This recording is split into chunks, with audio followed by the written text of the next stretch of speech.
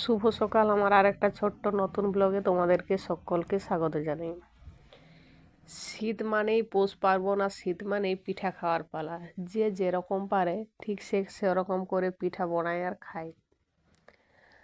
আর ঘুরতে যাওয়া, কেনাকাটা এইগুলা তো আছেই। শীতের সময় এগুলো বেশি মজা লাগে ঘুরতে যেতে। তো আজকে আমরা চলে যাব পিকনিকে, যেটা আমরা বনভোজি বলে। আর এই যে দেখো, এই রাস্তাটায় যাচ্ছে, আর একদম আমাদের জায়গাটা কিন্তু ফাঁকা ফাঁকা, চারোধার যত দূর দেখবে।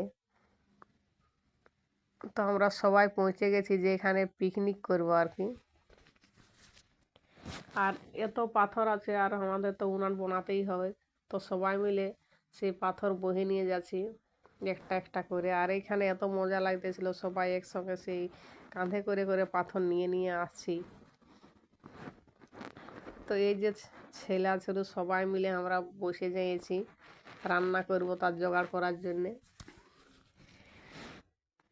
আর ভুঁইটা এত শক্ত লাগছে, একটু খাল হলে সুবিধা হতো, কিন্তু কিছুতেই কুড়া যাচ্ছে না। আর সেরকম কোনো জায়গাও নাই ঘরের যে একটু কোদাল নিয়ে আসছি, তাহলে সুবিধা হতো। তো বড় বড় পাথর দুটা করে দিয়ে দিয়েছি, বলি উঁচু হলেই সুবিধা হবে রান্না করতে। আর ভয় লাগছে, একটু মাটি দিয়ে দিলে সুবিধা হতো, কারণ ভয়টা যেত যে যদি তরকারি লাড়ার সময় যদি পড়ে যায়। তো আমাদের সব কিছু রেডি করে নিয়ে দু সাইডে দুটা চুলা বানিয়ে নিয়েছি। দেরি হয়ে গেছে আসার জন্য, যখন আসিছি তখন সেই 11টা বাজে প্রায়। তো ওই জন্য দুটা চুলা বানাইছি যাতে করে তাড়াতাড়ি হয়। এই যে একদিকে ভাত আর একদিকে তরকারি বসা আছে, তো তার আগেই আমাদের নাস্তা হয়ে যাচ্ছে সবজি আর পুরি। তো সেই সময় ফোনটা ছিল না, ওই জন্যে ভিডিওটা তোলা হয়নি। তো নাস্তা করার পরে যখন জলটা গরম হয়ে গেছে, তো বলি চালটা দিয়ে দিই, ভাতটা হতে থাকবে আর এদিকে আমরা নাস্তা করব। আর এই যে এইদিকে নাস্তা হয়ে গেছে, আর পলাশ পাতে একটা একটা করে দিচ্ছে পলাশ পাতে। আর পাতায় খাওয়ার স্বাদটা কিন্তু আলাদা। পলাশ পাতা তুলেছি, তোলার পরে যে সবাই মিলে আমরা নাস্তা করে নিয়ে করার পরে রান্না করতে চলে এসেছি এইদিকে চুলা সালে।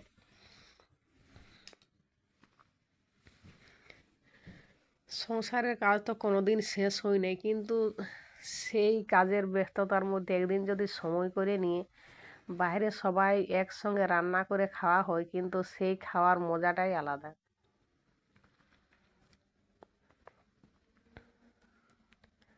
তো এই যে একদিকে ভাত আর একদিকে তরকারি হয়ে গেছে, আর বাইরে আমাদের কাঠ সব কিছু কিন্তু নিয়ে আসি নাই ঘরের লাই। ওই যে আমরা অনেক তো ঝোপঝাড় দেখতেই পাচ্ছি, ওইগুলো আমরা কাঠ কুড়াচ্ছি আর রান্না করছি। আর এই রকম করে রান্না করা এত মজা লাগে। তো আমাদের মাংস একদিকে বসা আছে, তো কড়াটা হয়ে যাচ্ছে ছোট আর মাংস হয়েছে বেশি, একটু অসুবিধা হচ্ছে, কিন্তু সেরকমভাবেই পার করতে হচ্ছে। তো ভাত হয়ে গেছে আর হাঁড়িটা বড় আছে, তো ভয়ও লাগছে যে নামাতে পারবো না। তো আমি তো যেই হোক করে নামালি, আর এদিকে ভাতটা ঢালছি। আর বাকি সবাই যত যে ছেলেছুলো আছে ওরা খেলাখেলি করছে।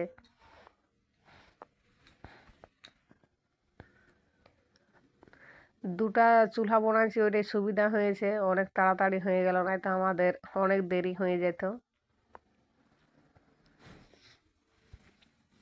তো এই যে আমাদের সব কিছু রেডি হয়ে যাচ্ছে, আর এক এক করে আসছে, আর আমরা আগেই এসেছি রান্না করছি। আর যারা একটু বয়স্ক তারা বলছে যে যা তোরা রান্না করে আয়, রান্না কর, আমরা পরে যাব খাতে।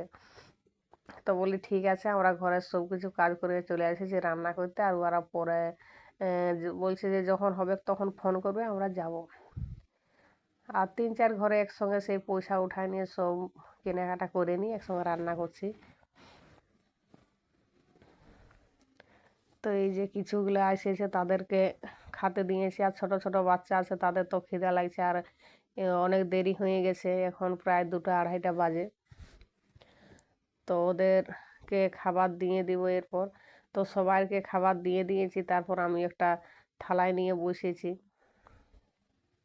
আর ঘরে একটু কাজ আছে, ওই জন্য আমাকে তাড়াতাড়ি ঘর যেতে হবে, আর ইয়ারা তো এখন যাবে নাই, কারণ সন্ধ্যা দেওয়ার সময়ে যেতে হয়, আর এখানে ধূপ ধুনা দিবে তারপরে যাবে।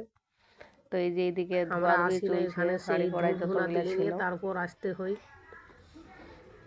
তো ওইদিকে ভিডিওটা তো কেমন সবাই হয়েছে তোমরা ধোয়াধুয়ি করছে অবশ্যই হাঁড়ি কমেন্টে কড়াই গেলা, আর জানাবে, আর আমি কে এই যে কে মোটর সাইকেলে যাচ্ছি। আমাদের মতন বনভোজি তো করলে সবাই যদি একসঙ্গে তোমরাও আসতি তো জানাবে। একটু ভালো হতো। ওরা বলছে যে চলে আসে।